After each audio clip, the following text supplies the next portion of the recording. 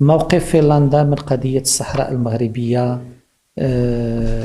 يعني كان عنده جا في إطار ذاك الدينامية اللي كتعرفها، القضية الوطنية، بقيادة من جلالة الملك محمد السادس في السنوات الأخيرة.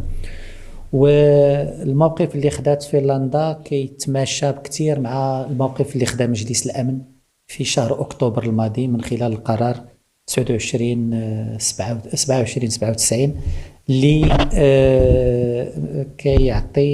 كيجعل من مبادرة الحكم الذاتي الأساس للحل، وكيجعل من الحكم الذاتي الحقيقي في إطار السيادة المغربية هو الأفق ديال هذا الحل. إذن ففنلندا كانت من الدول اللي ساهمت في هذه الدينامية واللي جعلت مجلس الأمن يتخذ ذاك القرار. واليوم كاين هناك اشتغال باش المبادئ اللي كاينة في قرار مجلس الأمن يتم